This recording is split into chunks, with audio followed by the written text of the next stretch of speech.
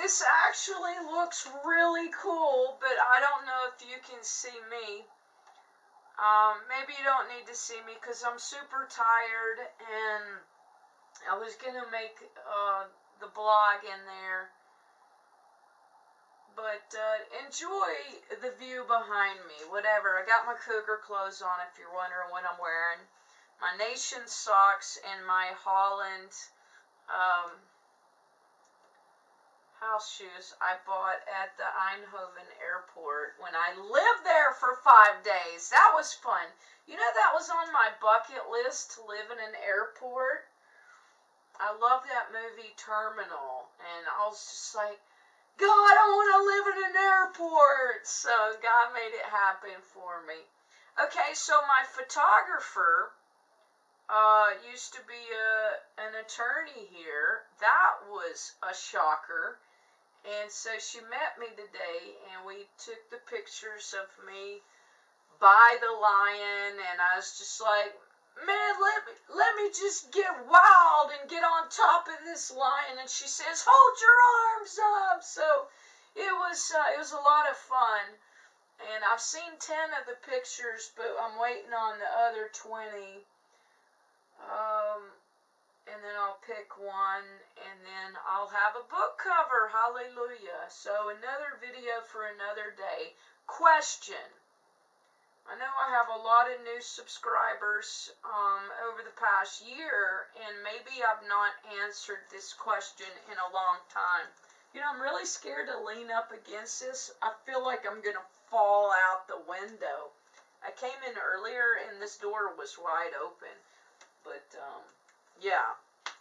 Always get nervous. It's like $12 a day here, and it's like, is this floor going to fall? Get what you pay for. I might die here, right? Amen. Spear me! Oh, man. If you don't know the spear me joke, you missed it from last year. Sometimes I want to be martyred. So anyway, why I don't come to America. 1, because I live in my car. I have no home in America. I have a 28-year-old son that's getting married, that's always at work, always with his fiancée. And my mother's in her 80s, and she golfs and has her own life, and there's just really nothing in America for me to do. Okay, so that's the first one. Second, I know somebody's going to say, well, you could do evangelism in America. Again, point 1, I live in my car. My Honda is my car. My back bumper has been hit 5 times. My side has been hit.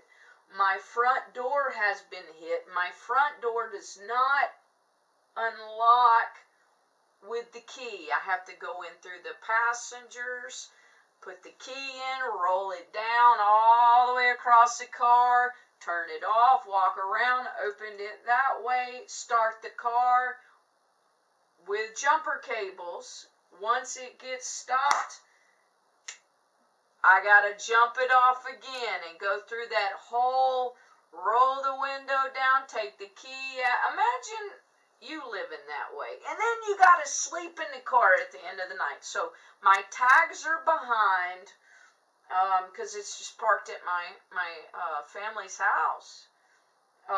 It's got 200,000 miles. My bed was ruined. So I made a video on Facebook of everything in my car that had mold damage a few years ago. I'm not putting that on YouTube because I look horrible in that video. And I was driving it from Arkansas to Texas a few years ago, and the tire just starts flying off. Like the rubber started flying off. So I had to get a new tire and then kind of fix the front whatever, the front part of the car. So, you know, God has given me every reason not to come back to that car. Now, some of you may be saying, oh, well, God will provide for you to get a new car. Or not. I had $50 in the bank yesterday because 20 of it has to go for my rent March 1st and March 2nd. So I had about $50. Now I have a little bit more money in the bank. But I live this way. I hope you understand the just shall live by faith is a real life scripture for me. I have not had a church help me in 1 full year, 12 months. I've not had one church help me. So those of you that are like, God will get you a new car and, just come on back. America's screwed up. Help us. Look, Jesus said, go into all the world and preach the gospel. That really did inspire me. I took it seriously. And my heart, point number 3, my heart is in Europe. I have loved Europe for 19 years. My first semester of Bible school, I went to Germany. A year later, I went to Germany, Austria, and Switzerland. And then 2003, I think that's when I went to Liechtenstein in Germany and Switzerland. So then 9 years later, I went to the Netherlands for the first time. Love it. Love the Netherlands. I've always said Amsterdam is my favorite city. I almost legally changed my name to Holland. And I love world missions, okay? I love it, I love it, I love it. So, point number 4. Every time somebody asks me to come preach at their church or come visit their city in America, I've never had anybody pay for that to get me there. Every church I've ever preached at in America, I have paid gas to get there. The church did not pay for it. I paid for my plane ticket, or I paid for the train, because I remember going from Chicago to preach in St. Louis by train. I paid for all that. Now, once you speak at a church in America, yeah, they'll give you an offering, and that's a blessing, okay? But it's not like you're getting ahead. Sometimes it helps. Other times, you basically just got paid back. And so, when people, our churches, ask me to leave the mission field to come to America, nobody has ever offered to pay for that. And I don't say that to get mad. I'm just kind of like, FYI, this is reality, okay? It's true. If you are a U.S. soldier, you will get more claps for coming back to America than a missionary. It's just true, okay? They say it on the loudspeaker. They do it on Facebook. U.S. soldiers get a lot, people make videos all the time, but I'm a missionary, and most of the time when I come back to my country or go to a country to preach the gospel, nobody's in the airport ever. There's only a few times that anybody has ever come to the airport to see me. And for those of you that have, thank you. I know in Finland, Gemma, she might be watching this, she came, and it meant a lot to me to walk through and see somebody there waiting on me, and I go get that Christmas blend coffee and then go to her house. So those are good memories. But if you want to be a missionary, you gotta have tough, thick skin. You gotta realize when you leave your country, nobody may miss you. You have to You have to realize that. If you don't, I'm telling you now, people will forget you. And I thank God for Steve Hill, because Steve Hill said these things while he was alive. People will forget you. They won't pray for you. And so, people say they pray for me, okay? But sometimes it's just, God help Angela not to get raped today or something. Or, you know what I mean? It's just like, maybe prayers like that, help her not get robbed today. But as far as somebody in deep intercession on their knees, weeping and wailing for me, I don't know anybody that's ever done that. It'd be nice to know if somebody's done that. Now, I do know 5 people that have cried when I told them about me getting married. I've had 5 people cry, and they just say they feel the presence of God. So those are nice. But seriously, I'm telling you, reality right now, God will strip you from stuff and prepare you for the mission field. 10 years ago today is the last time I ever had my own place to live. And that day I spoke at my church on a video called prodigalsonly.com, my testimony. And I moved into my office a few years later. I didn't live in my office that whole time, but a few years later, I moved into my car. And my car has been home ever since.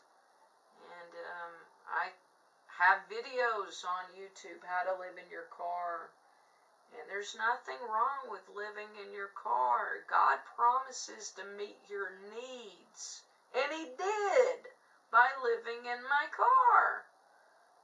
And so I joke about the prosperity preacher thing because, I've seen the world, and I know people may have gotten mad when they saw me preaching in Switzerland, but don't forget, when I preached in Switzerland, the police took me in, made me pull down my pants, and they strip searched me with rubber gloves.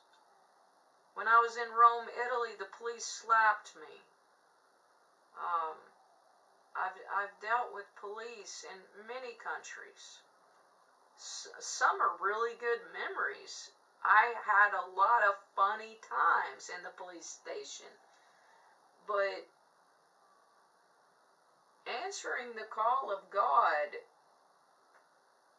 is a cross. It's a cross to bear. People here, I want you to hear my reality.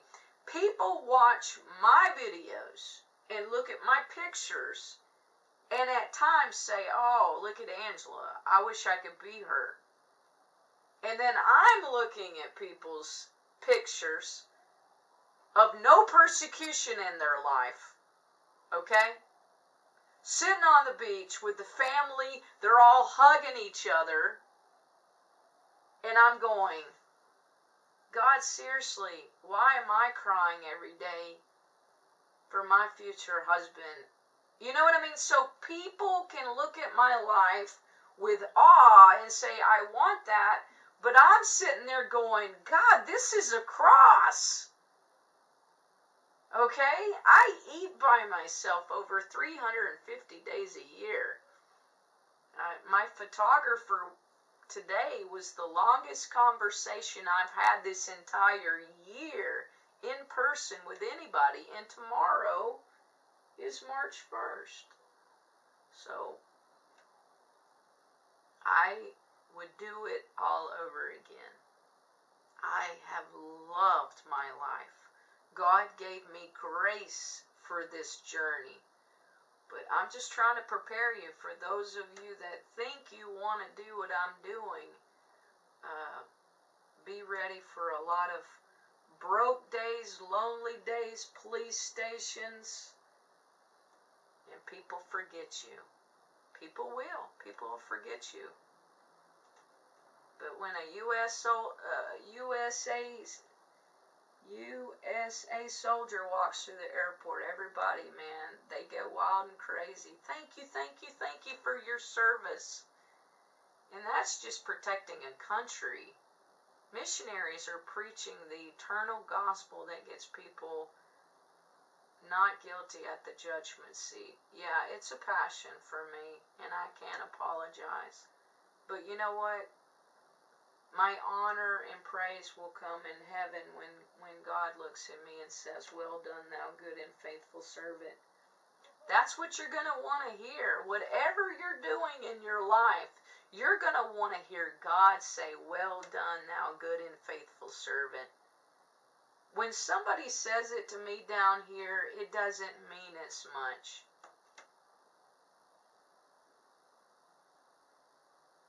It's going to matter in heaven. Just think about that. God bless you. That's why I don't come to America. Okay?